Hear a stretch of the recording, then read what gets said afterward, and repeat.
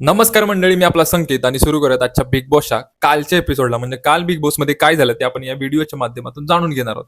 तर काल काय झालं, तर काल 3 वाईल्ड कार्ड एंट्री जशी घरात आले, त्यामध्ये रेवा असू द्या, त्याच्यानंतर संस्कृती साळुंके, सासा आणि त्याच्यानंतर संकेत पाठक, हे 3 वाईल्ड कार्ड एंट्री घरात आल्यानंतर जो काही घरात धिंगाणा झाला त्याची काही आता सांगायची गरज नाहीये. पण संस्कृती साळुंके बद्दल मला थोडंसं बोलायचंय, कारण नावात जसं तिच्या संस्कृती आहे तसं मला तिच्या वागण्यात किंवा बोलण्यात कुठं संस्कृतपणा दिसला नाही. कारण ज्या पद्धतीने ती विशालशी ज्या पानसाटपणा करत होती, म्हणजे त्याच्या अंगावर झटत होती, अर म्हणजे काय सांगू. म्हणजे आणि त्या मस्ती मस्तीत तिची चावी गेली. विशालने ती चावी घेतली आणि विशाल तिला आता चावी तिला विशाल रिटर्न देणार नाही. कारण त्याला माहितीये जर चावी आहे तर सगळं आहे, हे त्याला चांगलंच माहिती. त्यामुळे तो काही चावी देणार नाही.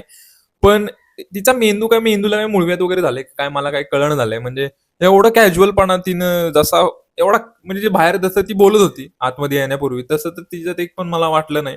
आणि नुसतंच फका फका फका फका बोलत होती. म्हणजे काय बोलू. आणि त्या मस्ती मस्ती तिची चावी गेली त्या पद्धतीत. आणि हे दोघं बोलत असताना त्या रुचिताचं तिसरंच काहीतरी चालू आहे. रुचिता त्या विशालला बोलते, आता तुला बरं झालं असेल, कारण तुला आता 2-2 पोरी झाले, त्यामुळे आता तुला बरं झालं असेल. आणि आता असं मला वाटतं की त्यांच्या लव्ह स्टोरी थोडासा कुठेतरी एक ट्विस्ट इथून पुढे बघायला भेटणार आहे. कारण ज्या पद्धतीने रुचिता जेलस होत होती, म्हणजे सांगायचं एक इन्सिडेंट झाल्याचं म्हटलं तर ते दोघं चावीवरून भांडत होते आणि बाथरूम मध्ये गेले चावीत भांडत. बाथरूम मध्ये काय जायची गरज होती, पण बाथरूम मध्ये गेले. मग रुचिता तिकडं पण अशी इन्स्पेक्टर सारखी जाऊन उभी राहिली आणि विचारते की तुमचं काय चालू आहे. म्हणजे इथपर्यंत चालू आहे, म्हणजे फुल जेलसी ऑन टॉप चालू होतं. आणि आता त्यांच्या लव्ह स्टोरीमध्ये काहीतरी अँगल ट्विस्ट येईलच असं मला वाटतंय. पण ह्या सगळ्यांमध्ये मला सागर आता कुठेतरी हरवल्यासारखे वाटत होते. कारण त्यांच्यावर कोण बोलत नव्हतं, त्यांना कोण विचारत नव्हतं. म्हणजे असं वाटतंय की सागर दादांनी ते ऍक्सेप्ट केले की आपल्या आता टाइम आलाय आणि आता गटुळं भरलं पाहिजे. आणि आता नेक्स्ट हप्त्यात किंवा नेक्स्ट वीक मध्ये जर चुकून नॉमिनेट झाले तर मला वाटतं त्यांचा बाजार 100% उठणार आहे, हे वाटत होतं. त्यातल्या त्यात मला रेवा थोडीशी बरी वाटली, म्हणजे स्ट्रॉंग वाटली. कारण ती बोलत होती मिळून मिसळून, तर सगळ्यांबद्दल होत होती मिळून मिसळून. त्यामुळे तिचा काय मला एवढा विषय वाटला नाही. संकेत पाठक सुद्धा त्याला 2-2 बायकांचा अनुभव आहे म्हटल्यानंतर, घरात एवढ्या सगळ्या पोरी आहेत म्हटल्यानंतर त्यांना त्यांच्याशी कसं डील करायचं हे त्याला चांगलं माहिती आहे. कारण हे त्याच्यावरनं म्हणतोय, कारण त्याची एक सिरियल होती त्याच्यामध्ये तो त्याच्या 2 बायका होत्या, असं तसं होतं त्या सिरियलचं. त्यामुळे त्याला बऱ्यापैकी अनुभव असणार आहे की बायकांची कसं डील करायचं. त्यामुळे तो शांत होता आणि तो सगळं माहिती करून घेत होता की कोण कसं आहे कोण कसं आहे.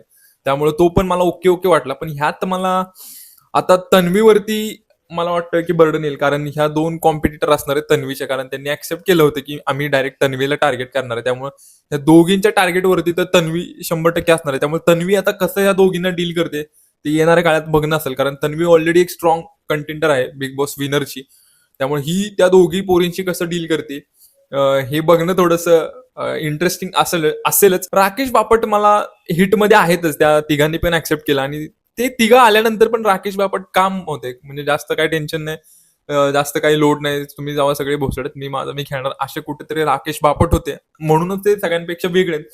आणि आमच्या अनुश्री माने सुद्धा आता तिचा ग्राफ वरती गेलाय, तुम्ही सगळे बघताय तिच्या एपिसोडमध्ये, सॉरी बिग बॉसच्या एपिसोडमध्ये.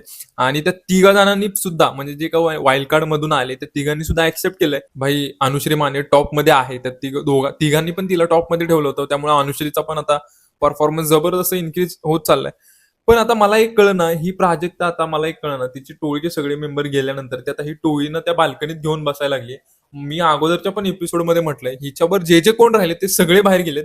मी या सगळ्यांना सांगू एकच इच्छितो, जे कोण तिच्यासोबत वरती त्या बाल्कनीत बसतात त्यांनी सांगा जपून बसा, नाहीतर तुमची पण बारी येणार आहे. कारण निवडुंगाचं झाड लय जबरदस्त आहे भाई. तिच्यासोबत जे जे कोण आहेत ते सगळे बाहेर जात आहेत. आणि आता तर विशाल रुचिता बसायला लागले. सागर दादावरती तर ऑलरेडी टांगती तलवार आहे, मला वाटतं ते तर जातीलच बाहेर. पण विशाल आणि रुचिताला हेच सांगायचंय की भाई तुम्ही तिच्यापासून लांब राहा, नाही तर तुमचं पण काही खरं नाही. तर हे सगळं ओव्हरऑल काल घडलं. चावी तर काय ऑलरेडी भेटली नाही त्या सशाला, शेवटपर्यंत भेटली नाही, एवढी ते मागं लागली होती. पण मला वाटतं तिच्या डोक्याला कुठेतरी असं डोक्यावर पडली बिडली आहे काय मला काय माहित नाही, काय गुडघ्याला मुळव्याध झालाय माहित नाही. पण ती जरा येड्यासारखीच वागते भाई काल आल्यापासून. तर हा सगळा ओव्हरऑल होता एपिसोड. तर प्रभूला तर कुठं त्यांनी गिनतीतच धरलं नाही. मला वाटतं प्रभू वाऱ्यावरतीच आहे, पण प्रभू शांतीत क्रांती करू शकतो शेवटपर्यंत, हे येणाऱ्या एपिसोडमध्ये आपल्याला कळलं. तुम्हाला काय वाटतंय कालच्या एपिसोड बद्दल? मला तुमचं मत कमेंट बॉक्समध्ये सांगायला विसरू नका. आणि व्हिडिओला आणि चॅनलला सबस्क्राईब करायला विसरू नका. भेटूया अशाच एका व्हिडिओमध्ये, तोपर्यंत धन्यवाद.